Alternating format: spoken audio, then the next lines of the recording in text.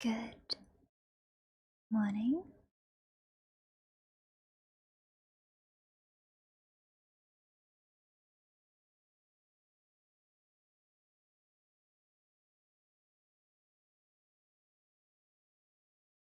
Good morning, good morning. Long time no see, everyone. Good morning, good morning, good morning, G. Hello, your Dragonite. Morning, Mario. Good morning, Zenvip. Thank you for the subscribe, Ash. Indeed, long time no see.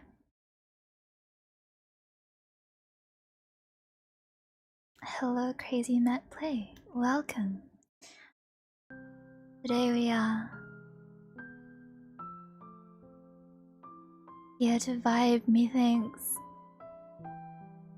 Well, I did want to do a little bit of reading since I have not touched Dorian Gray in a terribly long time, and how's the day been treating you? It's okay, it's not too bad. How about you? I didn't do anything in particular. I bought some groceries. And then I came back and cooked. It's so hot. I see, it's warm where you are. It's still quite cold where I am. The ice cream has not been consumed. You know, I considered bringing it onto stream with me and eating it while I read, but it would never get eaten either way. So I've left it in the freezer. One day, mayhaps you'll see it again. And by that I mean certainly, because, well, I still haven't eaten it. So, shall we?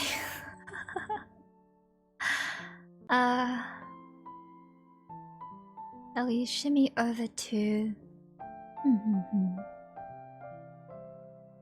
By 1 year. I mean, I'm sure you're half joking, but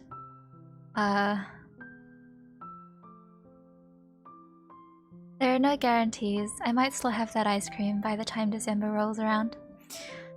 Oh gee, you could have it. The ice cream itself, it's not being eaten by any fault of its own. The ice cream is quite nice, it's just me. Anyway, let's shimmy on to...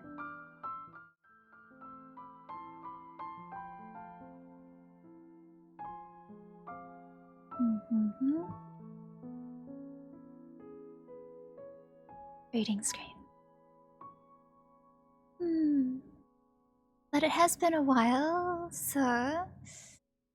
let's see. I'm pretty sure I had a background music of choice for Dorian Gray, so just a moment. What about...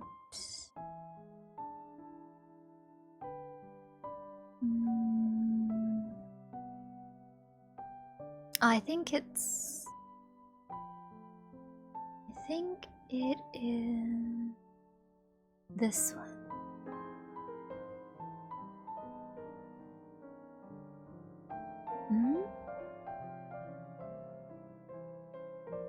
Oh, ready to be soothed? I don't know about that. Oh! Ash, thank you so much for... Thank you so much for the $10 dono. I'm very grateful. Let's see. I hope that...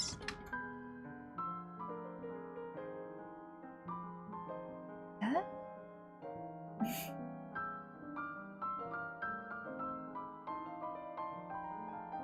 I hope that it will be worth the wait for the little Dorian Gray continuation. I have wanted to get back to it. Shall we do a quick, maybe not so quick, summary of events yet again? So, we have our main character, Dorian Gray. He is disgustingly handsome, as is mentioned every 2 paragraphs by Oscar Wilde. He is easily influenced, and so here we have Basil Hallward, who is a painter who paints a portrait of Dorian Gray, and the portrait is, well, it's implied, but it is magical, and for every wrong thing Dorian Gray does in his life, the portrait looks uglier, while he himself doesn't change. Then we have his bad influence friend, Lord Henry Wotton, and he is he's not as bad as his mouth. The way he speaks about many things is quite awful. Anyway, so Dorian Gray falls in love with this young actress called Sybil Vane, and he proposes to her and tells his friends that she's the most fantastic talent they've ever seen and that they should come and see her. And so they all do. But on the night after Dorian Gray proposes to her, she does a terrible job on stage, and they're all horrified, especially Dorian Gray. And so Dorian goes backstage and he says, you disgust me, and then he leaves her. And she cries and is very sad because that's quite cruel. We get a glimpse into Sybil Vane's life. We discover that she has a brother named James, and he is going away to become a sailor. And also their mother is trying to pay off a debt of old. He realizes his mistake after breaking her heart, but he has to go and be emo for an entire night about it first. Sad life. Anyway, I think that is where we are up to in the adventure of Dorian Gray. Which chapter is it? Chapter...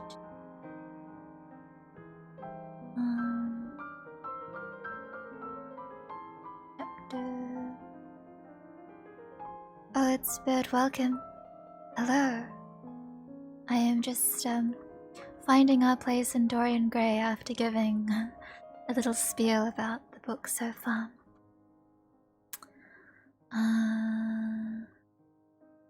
Let's see. Nine.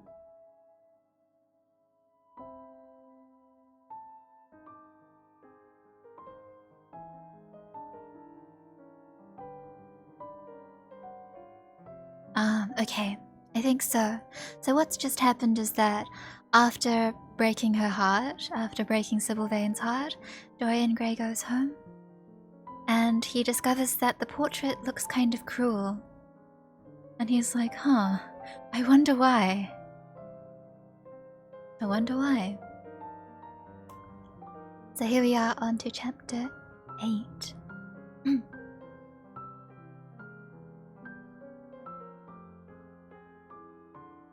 It was long past noon when he awoke. His valet had crept several times on tiptoe into the room to see if he was stirring, and wondered what made his young master sleep so late. Finally his bell sounded, and Victor came in softly with a cup of tea and a pile of letters, and drew back the curtains with their shimmering blue lining that hung in front of the 3 tall windows. "Monsieur has well slept this morning?" he said, smiling. "What o'clock is it, Victor?" asked Dorian Gray. 1 hour and a quarter, monsieur. How late it was. He sat up, and... Oh. Wait, don't say it. He sat up, and having sipped some tea, turned over his letters. One of them was from Lord Henry, and had been brought by hand that morning. He hesitated for a moment, and then put it aside.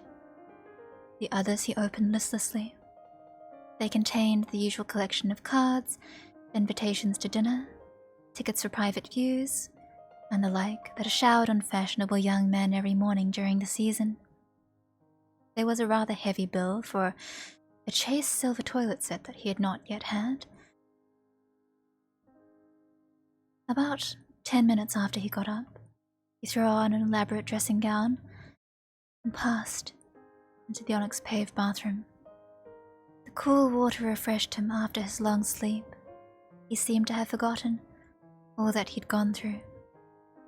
A dim sense of having taken part in some strange tragedy came to him once or twice, but there was the unreality of a dream about it.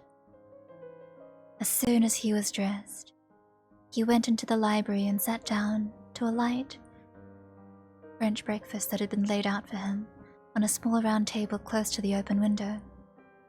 It was an exquisite day. The warm air seemed laden with spices. A bee flew in and buzzed round the blue dragon bowl that, filled with sulphur blue, stood before him. He felt perfectly happy. Suddenly, his eye fell on the screen that he had placed in front of the portrait, and he started. "Too cold for monsieur?" asked his valet, putting an omelette on the table. "I shut the window." Dorian shook his head. "I'm not cold," he murmured. Was it all true? Had the portrait really changed, or had it been simply his own imagination that had made him see a look of evil where there had been a look of joy? Surely a painted canvas could not alter. The thing was absurd. It would serve as a tale to tell Basil someday. It would make him smile. And yet, how vivid was his recollection of the whole thing. First, in the dim twilight, and then, in the bright dawn, he had seen the touch of cruelty round the warped lips. He almost dreaded his valet leaving the room. He knew that when he was alone, he would have to examine the portrait. He was afraid of certainty. When the coffee and cigarettes had been brought and the man turned to go, he felt a wild desire to tell him to remain. As the door was closing behind him, he called him back. The man stood waiting for his orders. Dorian looked at him for a moment. "I am not at home to anyone, Victor," he said with a sigh. The man bowed and retired. Then he rose from the table, lit a cigarette, and flung himself down. He scanned it curiously, wondering if it ever before had concealed the secret of a man's life. Should he move it aside after all? Why not let it stay there? What was the use of knowing? If the thing was true, it was terrible. If it was not true, why trouble about it? But what if some fate or deadlier chance? Eyes other than his spied behind and saw the horrible change. What should he do if Basil Hallward came and asked to look at his own picture? Basil would be sure to do that. No, the thing had to be examined, and at once. Anything would be better than this dreadful state of doubt. He got up and locked both doors. At least, he would be alone when he looked upon the mask of the shame. Then he drew the screen aside and saw himself face to face. It was perfectly true. The portrait had altered. As he often remembered afterwards, and always with no small wonder, he found himself at first gazing at the portrait with a feeling of almost scientific interest. That such a change should have taken place was incredible to him. And yet, it was a fact. Was there some subtle affinity between the chemical atoms that shaped themselves into form and color on the canvas, and the soul that was within him? Could it be that what that soul thought they realized, that what it dreamed they made true? Or was there some other more terrible reason? He shuddered and felt afraid and my phone, hold on.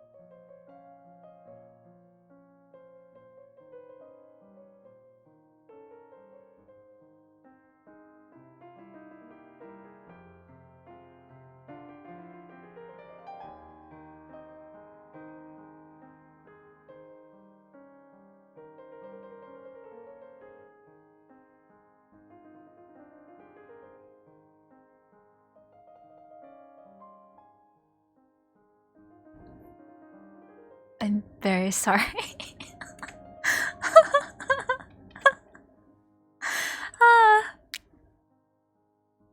Pretend that didn't just happen. It's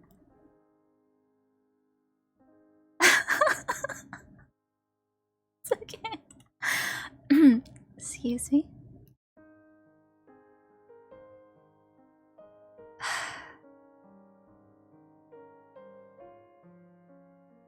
Could it be that what that soul thought, they realized? That what it dreamed they made true? Or was there some other, more terrible reason? He shuddered and felt afraid, and going back to the couch, lay there, gazing at the picture in sickened horror. One thing, however, he felt that it had done for him. It had made him conscious how unjust, how cruel he had been to Sybil Vane. It was not too late to make reparation for that. She could still be his wife. His unreal and selfish love, who would yield to some higher influence, would be transformed into some nobler passion, and the portrait that Basil Hallward had painted of him would be a guide to him through life, would be to him what holiness would be to some, and conscience to others, and the fear of God to us all. There were opiates for remorse, drugs that could lull in the moral sense to sleep. But here was a visible symbol of the degradation of sin. Here was an ever-present sign of the ruin men brought upon their souls. 3 o'clock struck, and 4, and the half-hour rang its double chime, but Dorian Gray did not stir. He was trying to gather up the scarlet threads of life, to weave them into a pattern. He did not know what to do, or what to think. Finally, he went over to the table and wrote a passionate letter to the girl he had loved, imploring her forgiveness, and accusing himself of madness. He covered page after page with wild words of sorrow and wilder words of pain. There is a luxury in self-reproach. When we blame ourselves, we feel that no one else has a right to blame us. It is the confession, not the priest, that gives us absolution. When Dorian Gray had finished the letter, he felt that he had been forgiven. Suddenly, there came a knock to the door, and he heard Lord Henry's voice outside. "My dear boy, I must see you. Let me in at once. I can't bear your shutting yourself up like this." He made no answer at first, but remained quite still. The knocking still continued and grew louder. Yes, it was better to let Lord Henry in and to explain the new life he was going to lead, to quarrel with him if it became necessary to quarrel, to part if parting was inevitable. He jumped up, drew the screen hastily across the picture, and unlocked the door. "I'm so sorry for it all, Dorian," said Lord Henry as he entered. "But you must not think too much about it." "Do you mean about Sybil Vane?" asked the lad. "Yes, of course," answered Lord Henry, sinking into a chair and slowly pulling off his yellow gloves. "It is dreadful from one point of view, but it was not your fault. Tell me, did you go behind and see her after the play was over?" "Yes." "I felt sure you had. Did you make a scene with her?" "It was brutal, Harry. Perfectly brutal. But it is all right now. I am not sorry for anything that has happened. It has taught me to know myself better." "Ah, Dorian, I'm so glad you take it in that way. I was afraid I would find you plunged in remorse and tearing that nice curly hair of yours."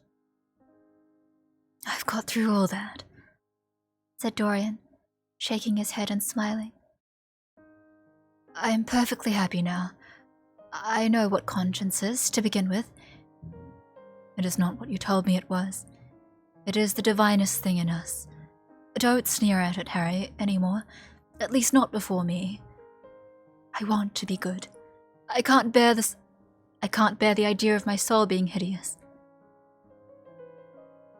A very charming artistic basis for ethics, Dorian. I congratulate you on it. But how are you going to begin?" By marrying Sybil Vane." "Marrying Sybil Vane?" cried Lord Henry, standing up and looking at him in perplexed amazement. But, my dear Dorian." "Yes, Harry. I know what you're going to say. Something dreadful about marriage. Don't say it. Don't ever say things of that kind to me again. 2 days ago, I asked Sybil to marry me. I'm not going to break my word to her. She is to be my wife." "Your wife? Dorian, didn't you get my letter? I wrote to you this morning and sent the note down by my own man." "Your letter? Oh, yes, I do. I remember. I've not read it yet, Harry. I was afraid there might be something inside that I wouldn't like. You cut life to pieces with your epigrams." You know nothing, then?" "What do you mean?" Lord Henry walked across the room, and sitting down by Dorian Gray, took both his hands in his own and held them tightly. "Dorian," he said, "my letter, don't be frightened, was to tell you that Sybil Vane is dead." A cry of pain broke from the lad's lips, and he leapt to his feet, tearing his hands away from Lord Henry's grasp. "Dead?" Sybil dead? It is not true. It is a horrible lie. How dare you say it? It is quite true, Dorian, said Lord Henry gravely. It is in all the morning papers. I wrote down to you to ask you not to see anyone till I came. There will have to be an inquest, of course, and you must not be mixed up in it. Things like that make a man fashionable Paris, but in London people are so prejudiced. Here one should never make one's debut with a scandal. One should reserve that to give an interest to one's old age. I suppose they don't know your name at the theatre. If they don't, it is all right. Did anyone see you going round to her room? That is an important point. Dorian did not answer for a few moments. He was dazed with horror. Finally he stammered in a stifled voice. Harry, did you say an inquest? What did she mean by that? Did Sybil? Oh, Harry. I can't bear it. But be quick. Tell me everything at once. I have no doubt. It was not an accident, Dorian, though it must be put in that way to the public. It seems that, as she was leaving the theatre with her mother, about 12:30 or so, that she had forgotten something upstairs. They waited some time for her, but she did not come down again. They ultimately found her lying dead on the floor of her dressing room. She had swallowed something by mistake, some dreadful thing they use at theatres. I don't know what it was, but it had either some prussic acid or white lead inside it. I should fancy it was prussic acid, as she seems to have died instantaneously. Harry, it is terrible, cried the lad. Yes, it is very tragic, of course, but you must not let yourself get mixed up in it. I see by the standard that she was 17. I should have thought she was almost younger than that. She looked such a child and seemed to know so little about acting. Dorian, you mustn't let this thing get on your nerves. You must come and dine with me, and afterwards we will look in the opera. You can come to my sister's box. So I have murdered Sybil Vane, said Dorian Gray, half to himself. Murdered her, as surely as if I'd cut her little throat with a knife. Yet the roses are not less lovely for all that. The birds sing just as happily in my garden. And tonight I am to dine with you and then go on to the opera and sup somewhere, I suppose, afterwards. How extraordinarily dramatic life is.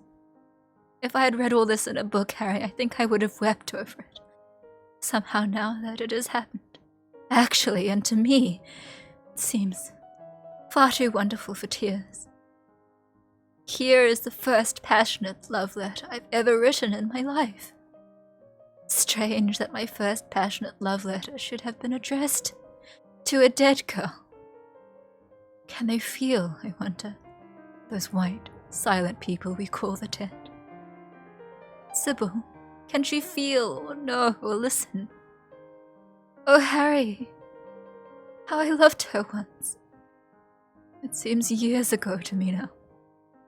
She was everything to me. Then came that dreadful night.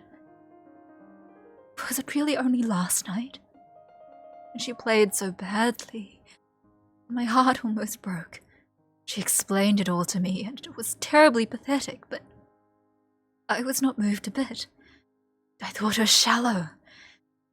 Suddenly something happened that made me afraid. I can't tell you what it was, but it was terrible. I said I would go back to her. I felt I had done wrong, and now she is dead. My God. My God, Harry, what shall I do? You don't know the danger I am in. There is nothing to keep me straight. She would have done that for me. She'd no right to kill herself. It was selfish of her. My dear Dorian, answered Lord Henry, taking a cigarette from his case and producing a gold-Latin matchbox. The only way a woman can ever reform a man is by boring him so completely that he loses all possible interest in life. If you had married this girl, you would have been wretched. Of course, you would have treated her kindly. One can always be kind to people about whom one cares nothing. But she would have soon found out that you were absolutely indifferent to her. And when a woman finds that out about her husband, she either becomes dreadfully dowdy or wears very smart bonnets that some other woman's husband has to pay for. I say nothing about the social mistake, which would have been abject, which of course I would not have allowed, but I assure you that in any case the whole thing would have been an absolute failure.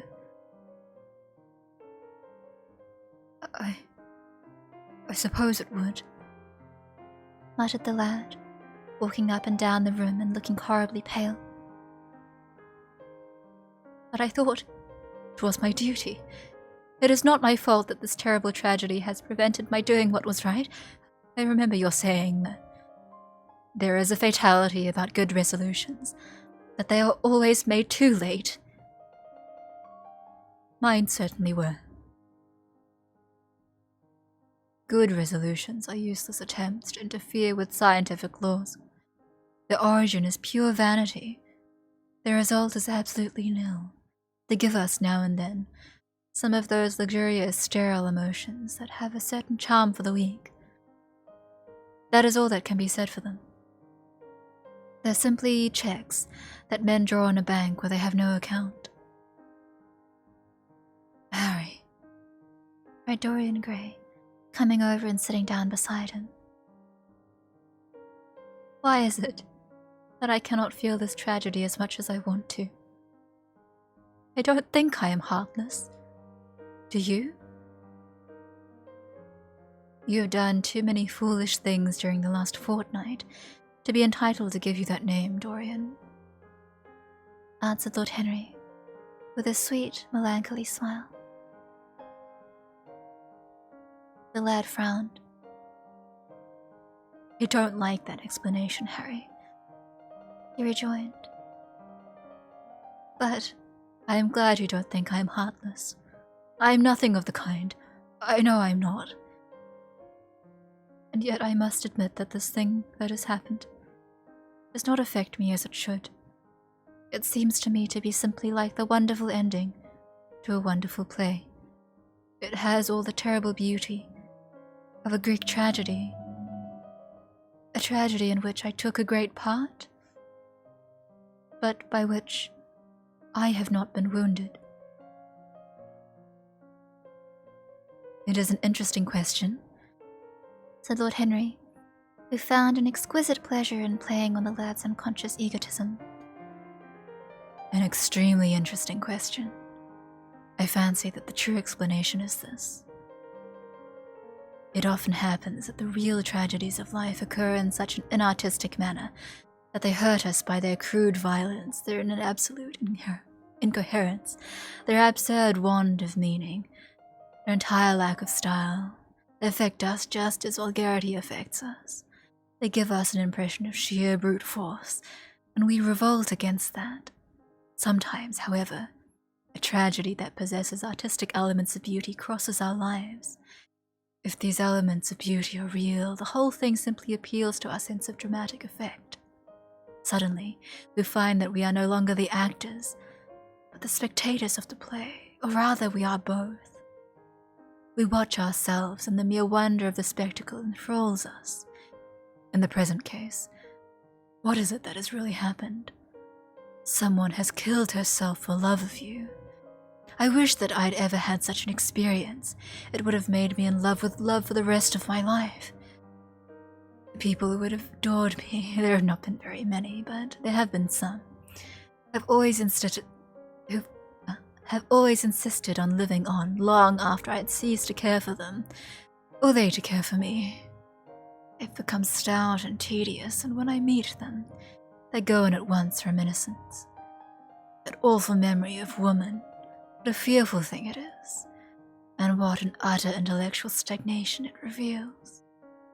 one should absorb the color of life, but one should never remember its details. Details are always vulgar.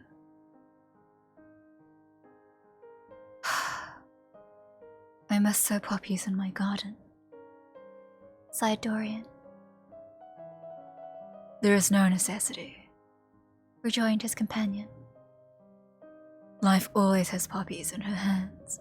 Of course, now and then things linger. I once wore nothing but violets all through one season, as a form of artistic mourning for a romance that would not die. Ultimately, however, it did die. I forget what killed it. I think it was her proposing to sacrifice the whole world for me. That is always a dreadful moment. It fills one with the terror of eternity. Well, would you believe it? A week ago at Lady Hampshire's, I felt myself seated at dinner next to the lady in question, and she insisted on going over the whole thing again and digging up the past and raking up the future. She dragged it out again and assured me that I'd spoiled her life. I am bound to state that she ate an enormous dinner, so I did not feel any anxiety. But what a lack of taste she showed. One charm of the past is that it is the past, but women never know when the curtain has fallen. They always want a sixth act, and as soon as it is interest, the play is entirely over. They propose to continue it. If they were allowed their own way, every comedy would have a tragic ending, and every tragedy would culminate in a farce. They are charmingly artificial, but they have no sense of art. You are more fortunate than I am. I assure you, Dorian, that none of the women I've known would have done that for me what Sybil Vane did for you. I don't like the rest of this passage. Let's skip to the end. Conscience makes egotists of us all, yet there is really no end to the consolations that women find in modern life. Indeed, I've not mentioned the most important one. What is that, Harry? Said the lad listlessly. Oh, the obvious consolation. Taking someone's admirer when one loses one's own. In good society, that always whitewashes a woman. But really, Dorian, how different Sybil Vane must have been from all the women one meets. There is something to me quite beautiful about her death. I'm glad I'm living in a century where such wonders happen. They make one believe in the reality of the things we all play with, such as romance, passion, and love. I was terribly cruel to her. You forget that. I'm afraid that women appreciate cruelty, downright cruelty, more than anything. I'll skip to the end of this passage again. And after all, you said something to me the day before yesterday that seemed to me at the time to be merely fanciful, but that I see now was absolutely true, and it holds the key to everything. What was that, Harry? You said to me that Sybil Vane represented to you all the heroines of romance, that she was Desdemona one night and Ophelia the other, that if she died as Juliet, she came to life as Imogen. She will never come to life again now, muttered the lad, burying his face in his hands. No, she will never come to life. She has played her last part, but you must think of that lonely death in the tawdry dressing room simply as a strange, lurid fragment of some Jacobean tragedy, as some wonderful scene from Webster or Ford or Cyril Turner. The girl never really lived, so she has never really died. To you, at least, she was always a dream, a phantom that flitted through Shakespeare's plays, and left them lovelier in its presence. A reed through which Shakespeare's music sounded richer and more full of joy.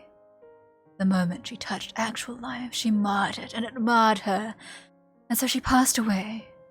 Mourn for Ophelia if you like. Put ashes on your head because Cordelia has strangled. Cry out against heaven because the daughter of Brabantio died. But don't waste your tears over Sybil Vane. She was less real than they are. there was a silence. The evening darkened in the room.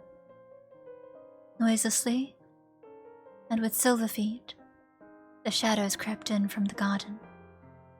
The colors faded wearily out of things. After some time, Dorian Gray looked up. "You have explained to me myself, Harry," he murmured with something of a sigh of relief. I felt all that you have said, but somehow I was afraid of it. I could not express it to myself. How well you know me. But we will not talk again of what has happened. It has been a marvelous experience. That is all. I wonder if life has still in store for me anything as marvelous.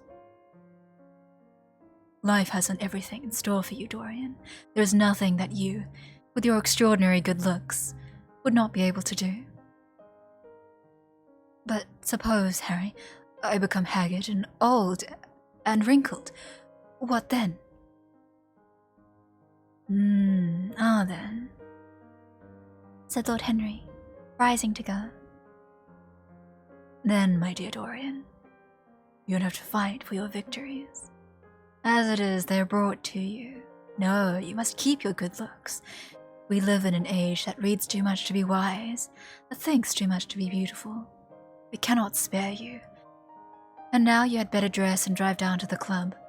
We are rather late as it is. I think I shall join you at the opera, Harry. I feel too tired to eat anything. What is the number of your sister's box? 27, I believe. It is on the grand tier. You will see her name on the door. But I'm sorry you won't come and dine.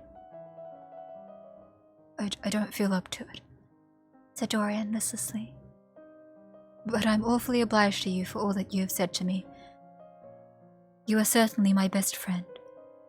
No one has ever understood me as you have. We are only at the beginning of our friendship, Dorian, answered Lord Henry, shaking him by the hand. Goodbye. I shall see you before 9:30, I hope. Remember, Patty is singing. As he closed the door behind him, Dorian Gray touched the bell, and in a few minutes, Victor appeared with the lamps and drew the blinds down. He waited impatiently for him to go. The man seemed to take an interminable time over everything. As soon as he left, he rushed to the screen and drew it back. No, there was no further change in the picture. It had received the news of Sybil Vane's death before he had known of it himself. He was conscious of the events of life as they occurred. The vicious cruelty that marred the fine lines of the mouth had, no doubt, appeared at the very moment that the girl had drunk the poison, whatever it was. Or was it indifferent to the results? Did it merely take cognizance of what had passed within the soul? He wondered and hoped that someday he would see the change taking place before his very eyes, shuddering as he hoped it. Poor Sybil, what a romance it had all been. She had often mimicked death on the stage, then death himself had touched her and she had taken. How had she played that dreadful last scene? Had she cursed him as she died? No, she had died for love of him, and love would always be a sacrament to him now. She had atoned for everything by the sacrifice she made of her own life. He would not think any more of what she had made him go through on that horrible night at the theatre. When he thought of her, it would be as wonderful as a tragic figure sent onto the world stage to show the supreme reality of love. A wonderful, tragic figure. Tears came to his eyes as he remembered her childlike look, winsome, fanciful ways, shy, tremulous grace. He brushed them away hastily and looked again at the picture. He felt that the time had really come for making his choice. Or had his choice already been made? Yes. Life had decided that for him. Life and his own infinite curiosity about life. Eternal youth, infinite passion, pleasures subtle and secret, wild joys and wildest sins. He was to have all these things. The portrait was to bear the burden of his shame, that was all. A feeling of pain crept over him as he thought of the desecration that was in store for the fair face on the canvas. Once, in boyish mockery of Narcissus, he had kissed or feigned to kiss those painted lips that now smiled so cruelly at him. Morning after morning he had sat before the portrait, wondering at its beauty, almost enamored of it, as it seemed to him at times. Was it to alter now, with every mood to which he yielded? Was it to become a monstrous and loathsome thing, to be hidden away in a locked room, to be shut out from the sunlight that had so often touched to brighter gold the waving wonder of its hair? The pity of it. Pity of it. For a moment, he thought of praying that the horrible sympathy that existed between him and the picture might cease. It had changed in answer to a prayer, perhaps an answer to a prayer that might remain unchanged. And yet who, that knew anything about life, would surrender the chance of remaining always young, however fantastic that chance might be, or with what fateful consequences it might be fraught? Besides, was it really under his control? Had it indeed been prayer that had produced the substitution? Might there not be some curious scientific reason for it all? If thought could exercise its influence upon a living organism, might not thought exercise an influence upon dead and inorganic things? Nay, without thought or conscious desire, might not things external to ourselves vibrate in unison with our moods and passions, atom falling to atom in secret love or strange affinity? But the reason was of no importance.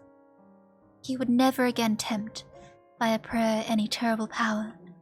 If the picture was to alter, it was to alter, that was all. Why inquire too closely into it? For there would be a real pleasure in watching it. He would be able to follow his mind into its secret places. This portrait would be to him the most magical of mirrors. As it had revealed to him his own body, so it would reveal to him his own soul. And when winter came upon it, he would still be standing where spring trembles on the verge of summer. When the blood crept from its face and left behind a pallid mask of chalk with leaden eyes, he would keep the glamour of boyhood. Not one blossom of his loveliness would ever fade. Not one pulse of his life would ever weaken. Like the gods of the Greeks, he would be strong and fleet and joyous. What did it matter what happened to the colored image on the canvas? He would be safe. That was everything. He drew the screen back and to its former place in front of the picture, smiling as he did so, and passed into his bedroom where his valet was already waiting for him. An hour later, he was at the opera, and Lord Henry was leaning over his chair. And that is the end of chapter 8. Honestly, I do want to go on to read the next chapter, but I fear I may not have time. Actually, let's try and squeeze it in. Chapter 9.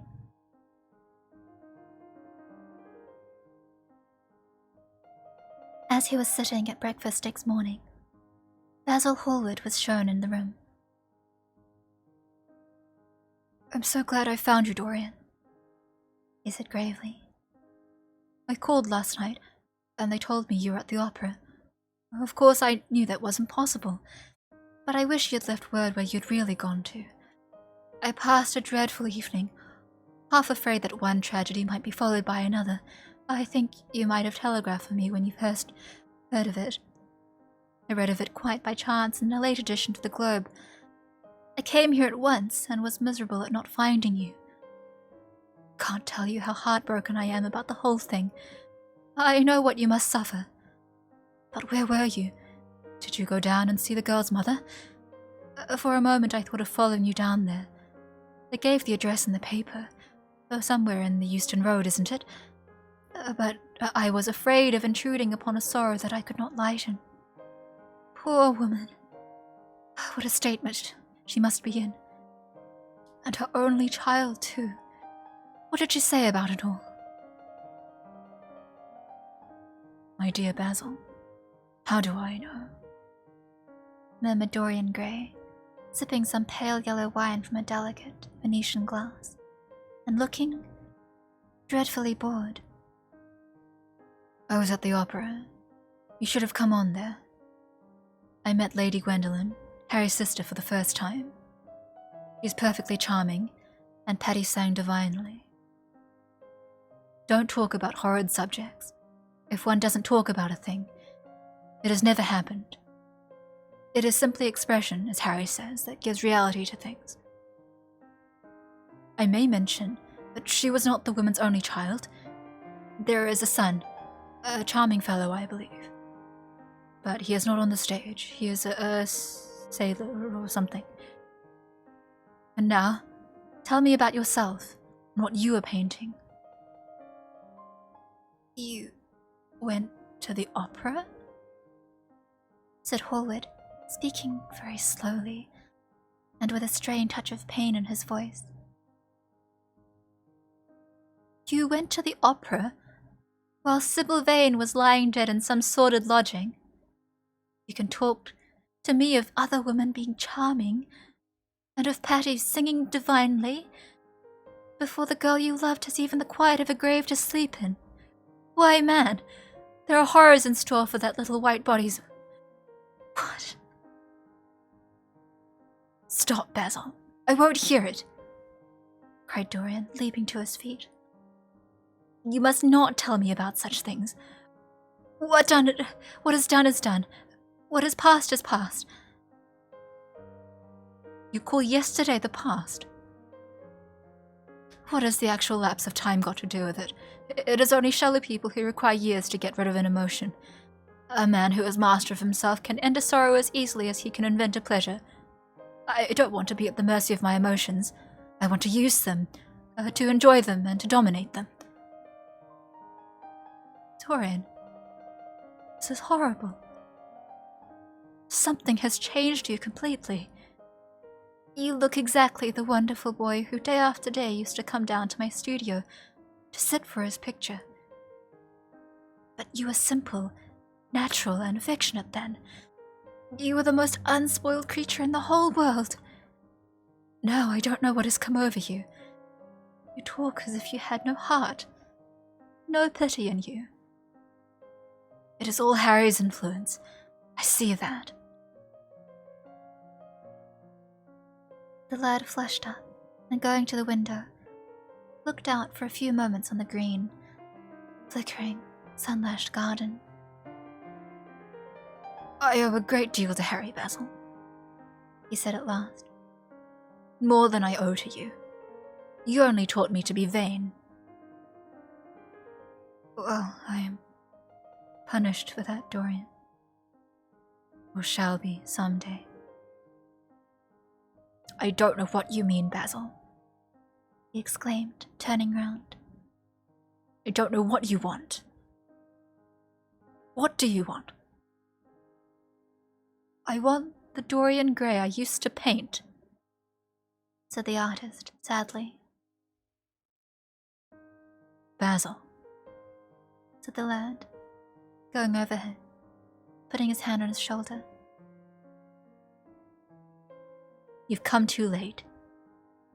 Yesterday, when I heard that Sybil Vane had killed herself, Killed herself? Good heavens!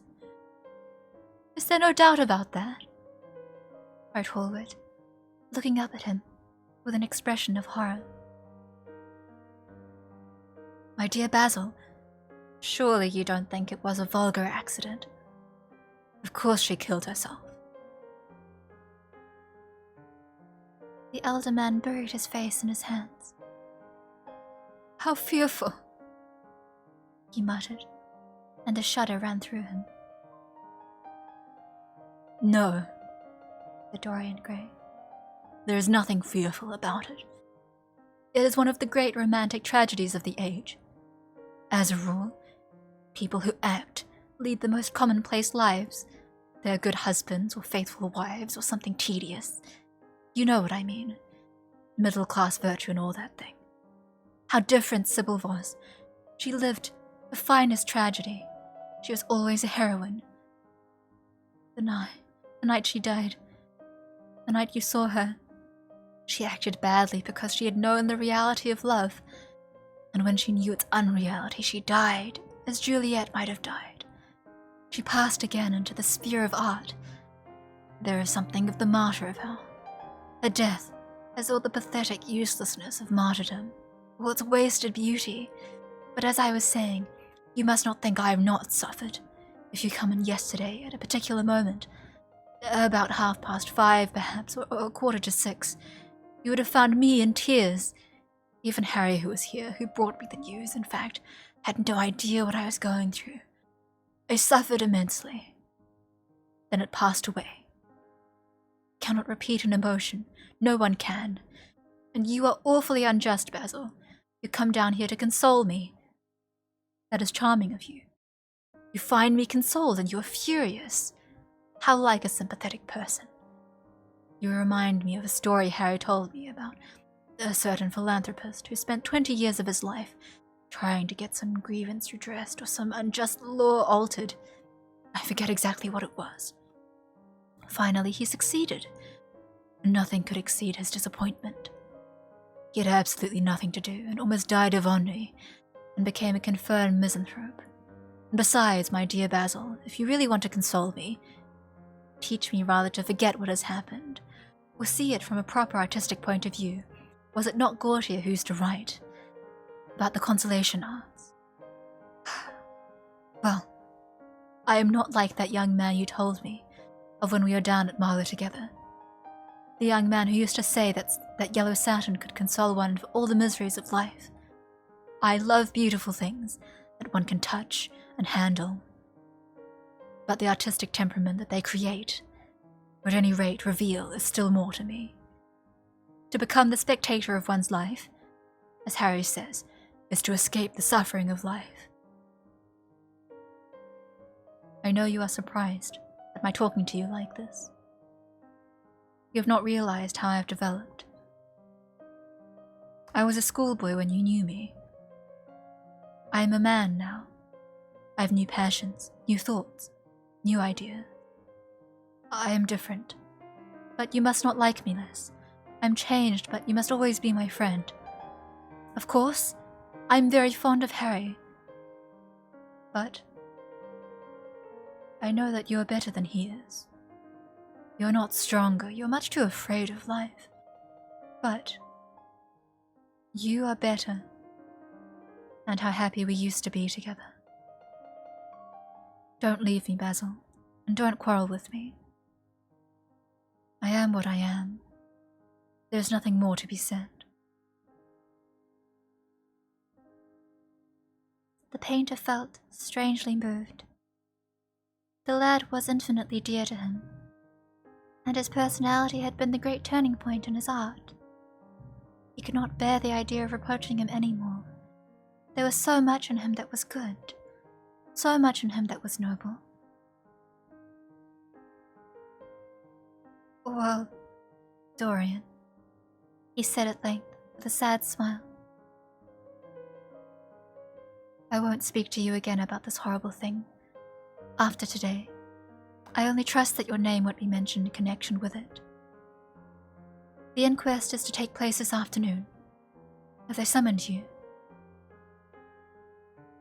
Dorian shook his head, and a look of annoyance passed over his face. At the mention of the word inquest, there was something so crude and vulgar about everything of the kind. They don't know my name, he answered.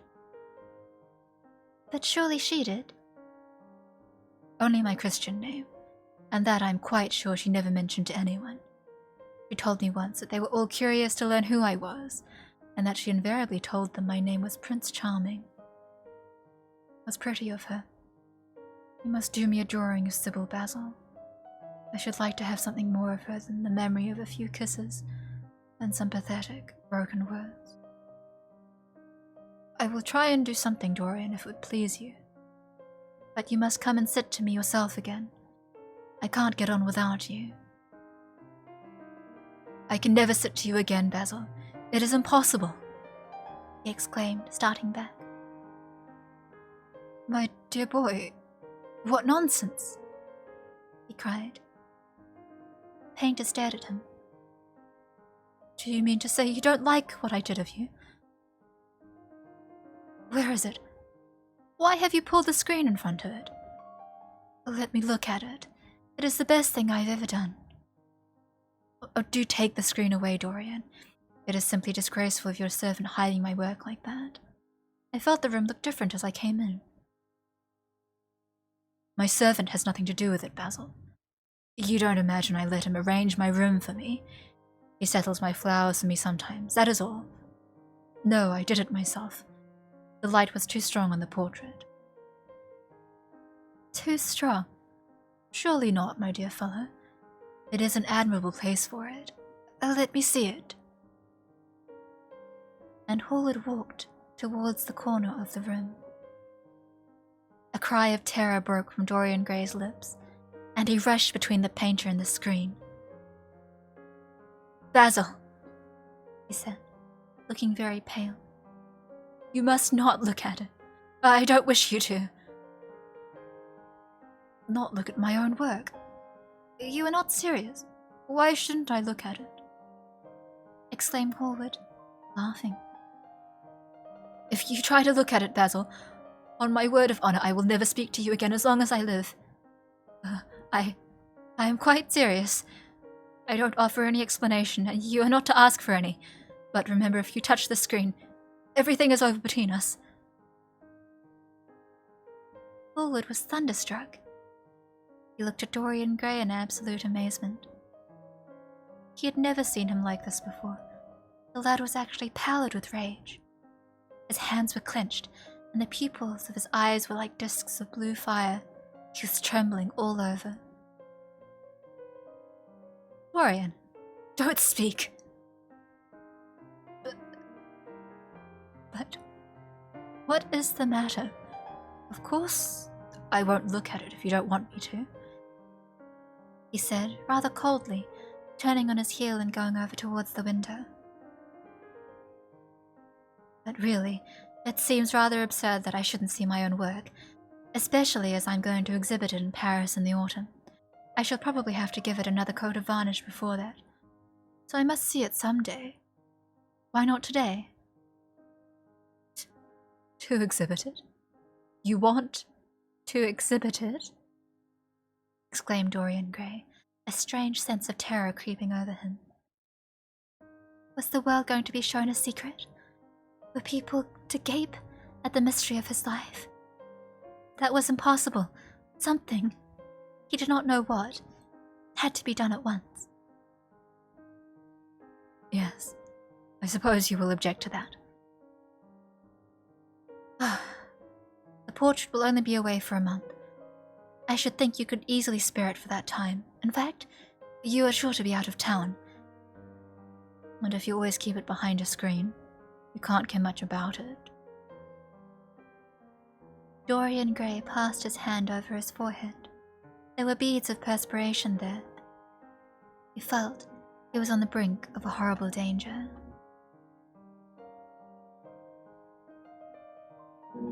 You told me a month ago that you would never exhibit it, he cried. Why have you changed your mind?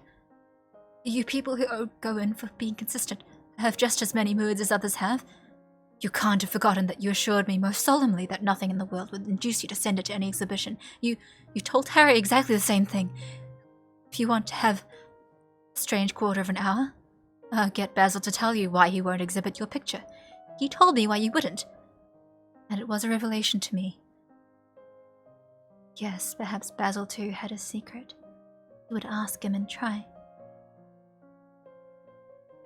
Basil, he said, coming over quite close and looking him straight in the face. We have each of us a secret. Let me know yours, and I shall tell you mine. What was your reason for refusing to exhibit my picture? The painter shuddered in spite of himself. Dorian, if I told you, you might like me less than you do, and you would certainly laugh at me. I could not bear your doing either of those two things. If you wish me never to look at your picture again, I am content. I have always you to look at. If you wish the best work I've ever done to be hidden from the world, I am satisfied. Your friendship is dearer to me than any fame or reputation. No, Basil. You must tell me, insisted Dorian Gray. I think I have a right to know. His feeling of terror had passed away, and curiosity had taken its place. He was determined to find out Basil Hallward's mystery.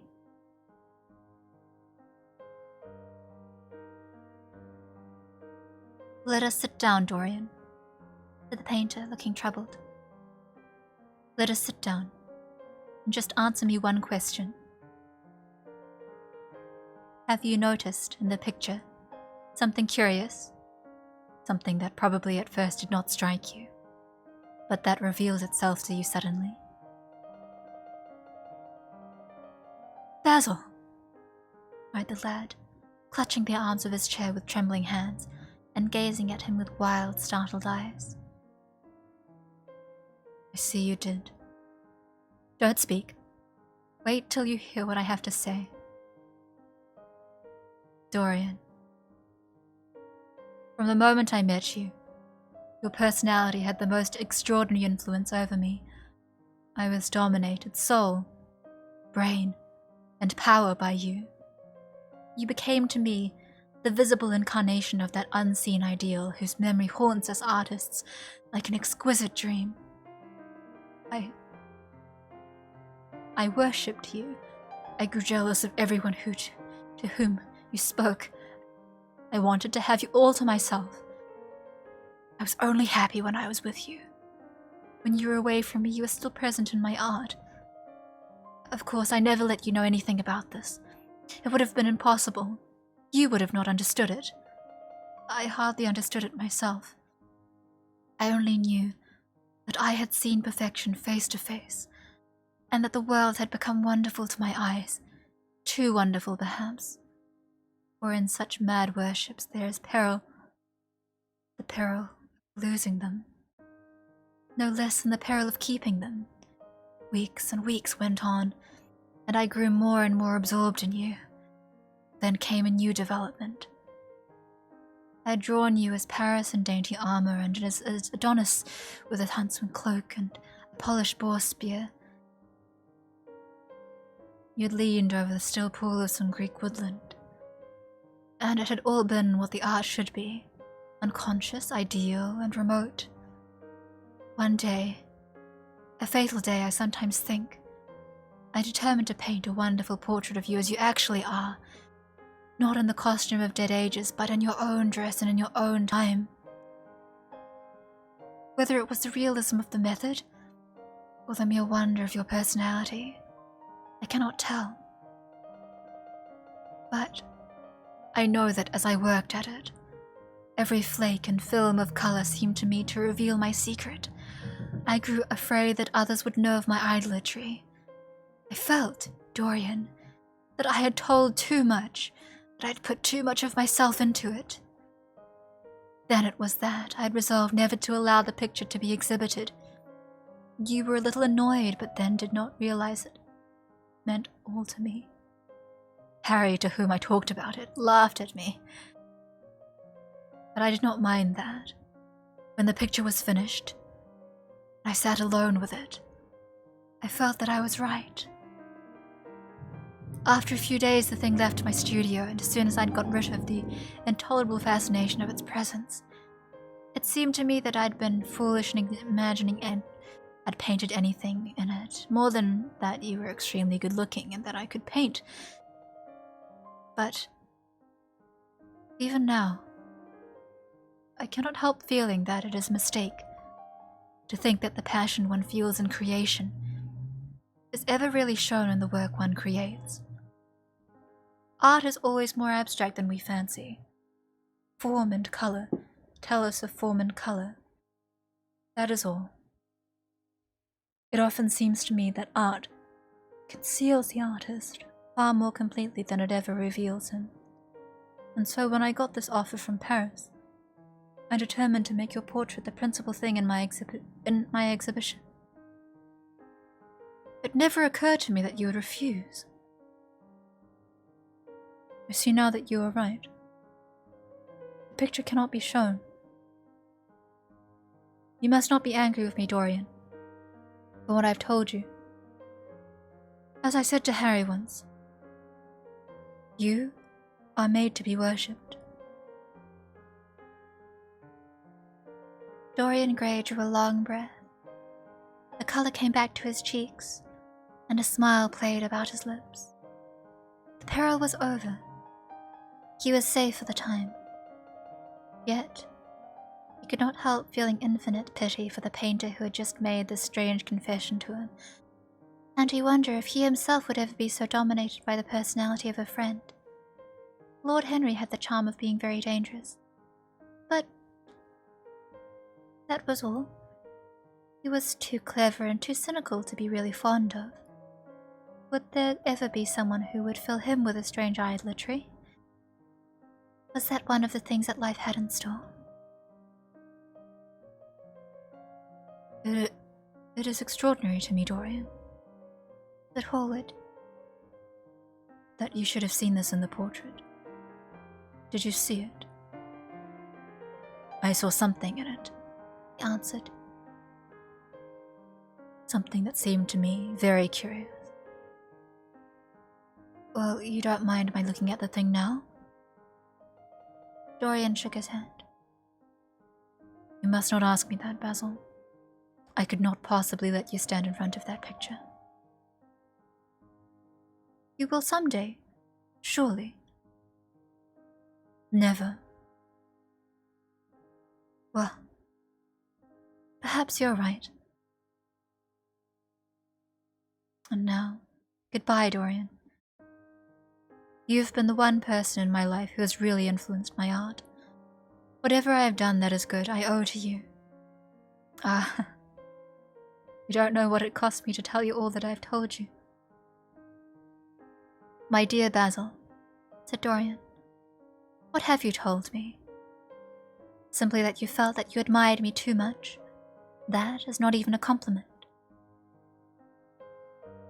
It was not intended as a compliment. It was a confession. Now that I've made it, something seems to have gone out of me. Perhaps one should never put one's worship into words. It was a very disappointing confession. Why? What did you expect, Dorian? You didn't see anything else in the picture, did you? There's nothing else to see. No, there was nothing else to see. Why do you ask? But you mustn't talk about worship. It is foolish. You and I are friends, Basil, and we must always remain so.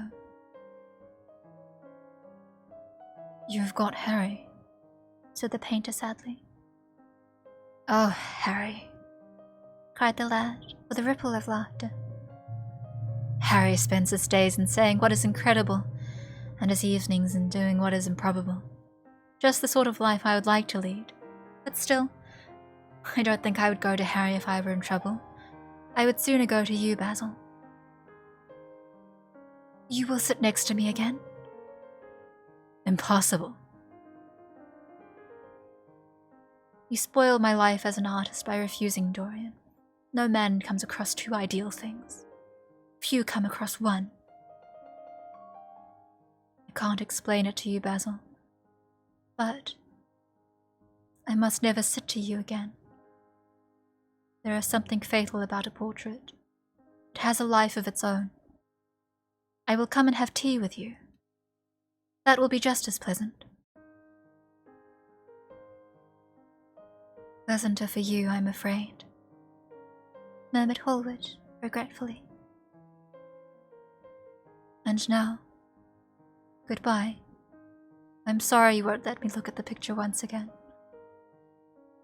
But that can't be helped. I quite understand what you feel about it. As he left the room, Dorian Gray smiled to himself. Poor Basil. How little he knew of the true reason. And how strange it was that instead of having been forced to reveal his own secret, he had succeeded, almost by chance, in wresting a secret from his friend. How much that strange confession explained to him.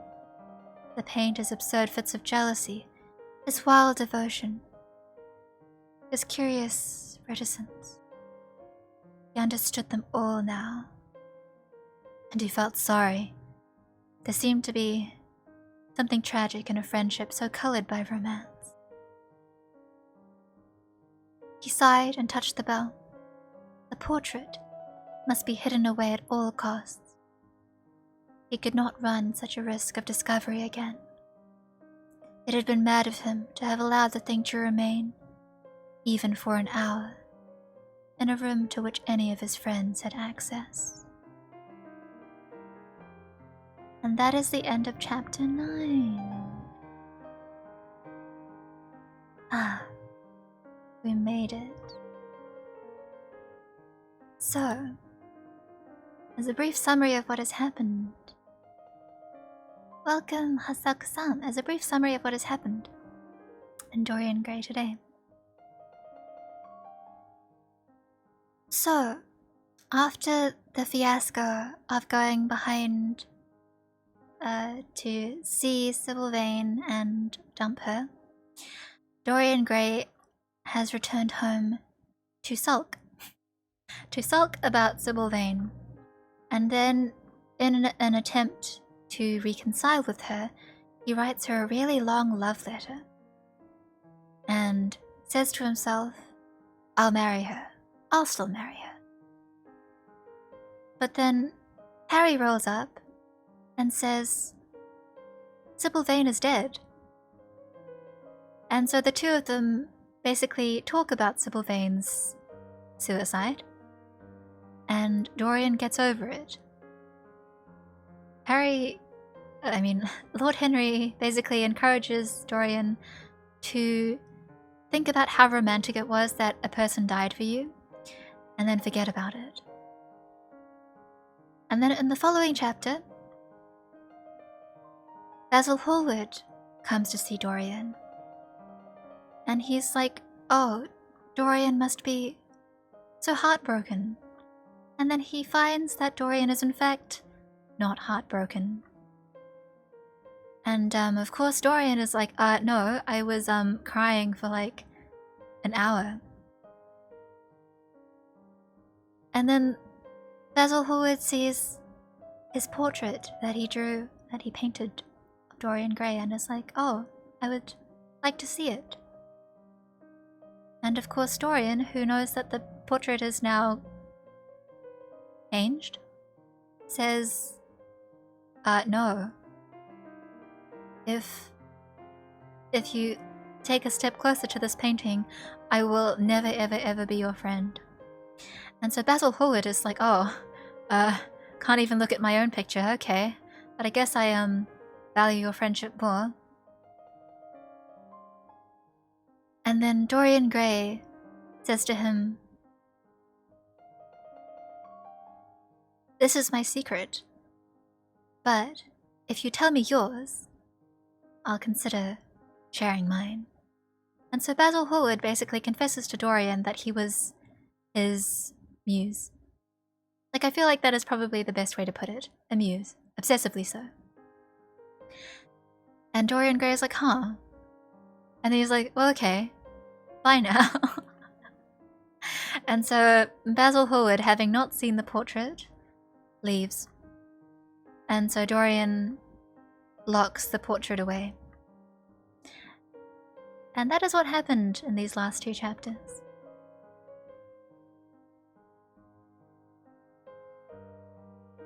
I hope you enjoyed the Dorian Gray catch-up. We are very close to the chapter that I think is just incredibly wasteful. I think it's chapter 11 or something.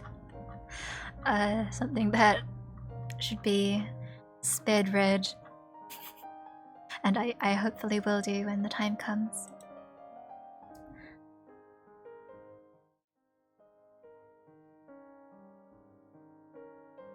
Put away my book.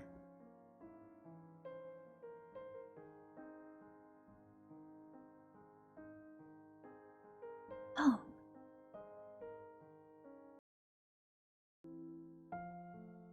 I was going to... Is Ash still here? Going to roll a couple of wheel spins. Though I do need to dredge up the right link.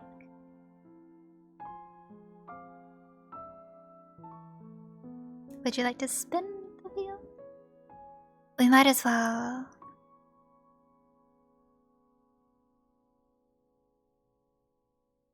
Oh. Thank you for joining me for a long time no Dorian Gray. I still think that despite all the drama, it's good to read. Very dramatic, but let us shimmy forth.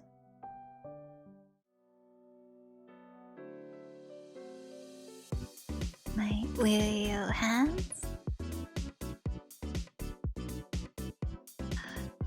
2 spins for Ash. Let's see what you can get. Spin 1. Oh, head pat. 1 head pat for Ash. Eh? 2 head pats. Debbie is probably kicking themselves. But congratulations on the head pats. Goodness. Would you like to just redeem 1 for today, or how would you like your head pat?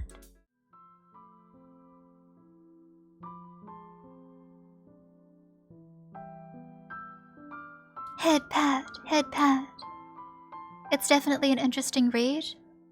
I think that it's more interesting than maybe its status as a classic gives credit. Although, then again, I do feel like a lot of old classic stories are in fact just extremely petty dramas, but adds to the flavor, I guess. How would you like your head pat? Congratulations on head pat, Ash. Let's shimmy forth a little bit more.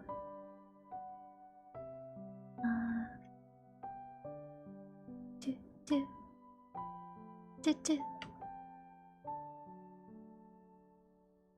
Yes. Well, since you got one now, I figured we could have the head pat. If you wanted, of course. However you would like.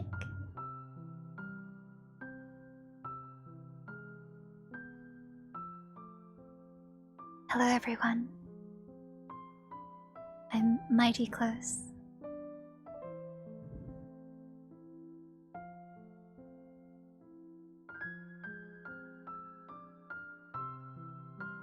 Well, honestly, people don't usually roll 2 head pats, so I haven't had to do before. But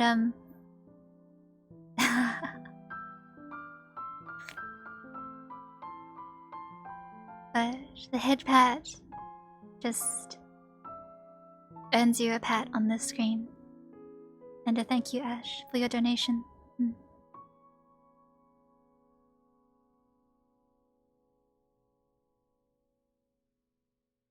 You can request any expression and any add-on as you see fit. So I can turn on any of my hands, or I can turn on my evil face, or anything of the sort.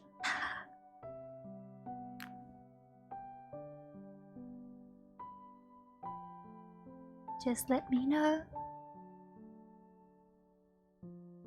Otherwise,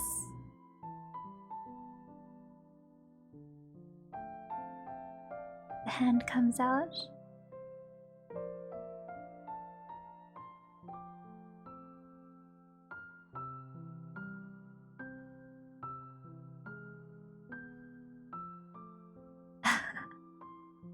Why, thank you.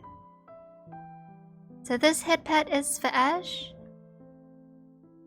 And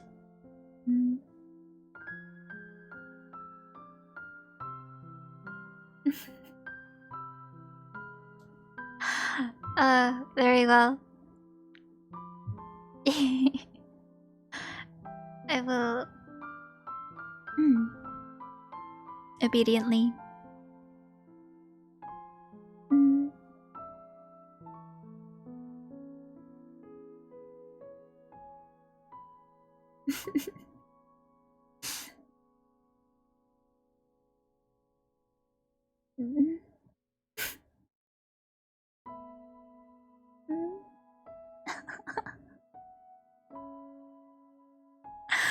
Alright.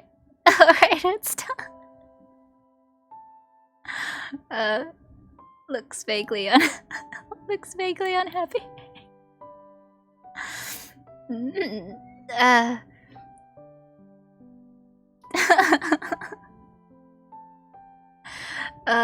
Somehow I'm particularly embarrassed about it today. But goes back to the front. Thank you for your head pat.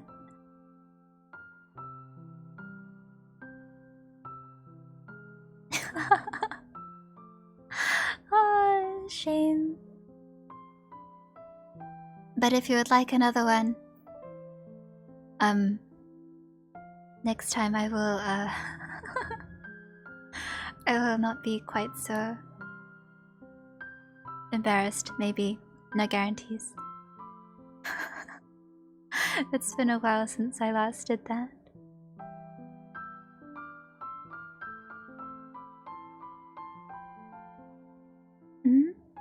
Can you have dozens of what?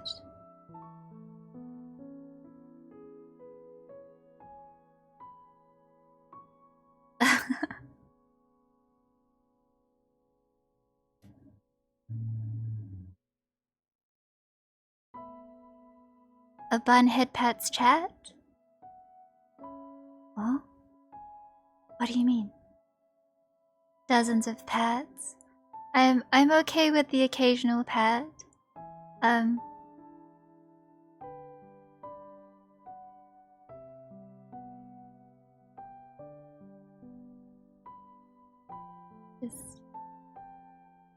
Just gets embarrassed.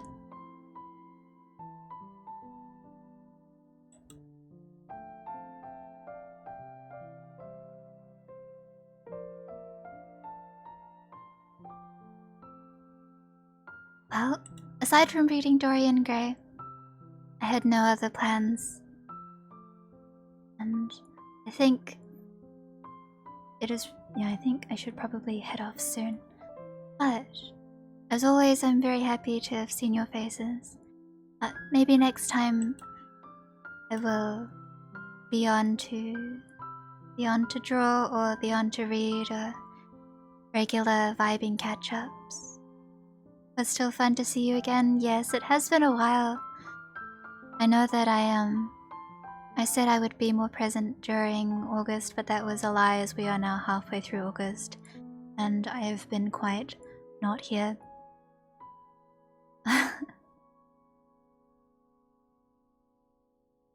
But I appreciate that you came. Was your first time here? Well, I hope that you enjoyed your stay. I am the same as ever. Oh, it's good to see you too, Zen. I do feel I do feel like I am not doing a very good job by being so spotty with streams, and it would be nice to get on more.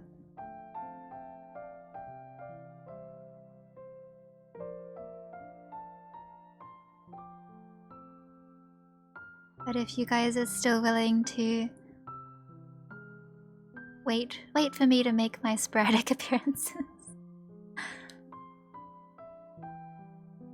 Oh. No, I'm happy. I'm happy, and I'm sorry that it had to be this way. But let's see. I definitely will eat ice cream at some point. Oh, Michael. Grateful to have you, sir. Grips your hands. Impactful. I mean, I do say that the grass is growing each time, so mayhap somewhere the grass is growing taller. Ah. Oh. Oh, Michael.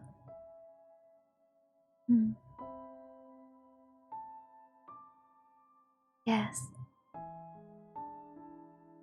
Sorry that I can't do more, and I'm very thankful to everyone for your patience. Let's... Gotta mow the lawn at some point. Will do. Thank you, though, for supporting my poultry streaming adventures.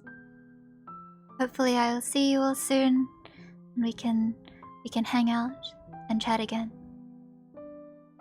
Whenever I'm just listen to the introduction again. I'm glad that helps.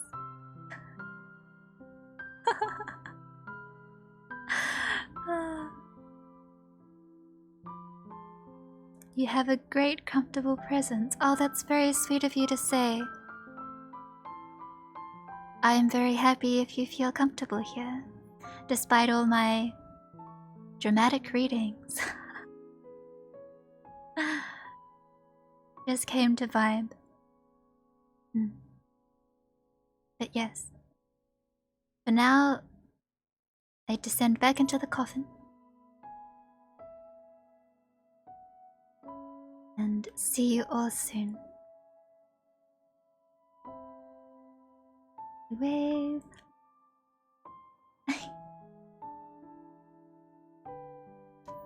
Good night. Good night, everyone. Thank you for spending time with me again.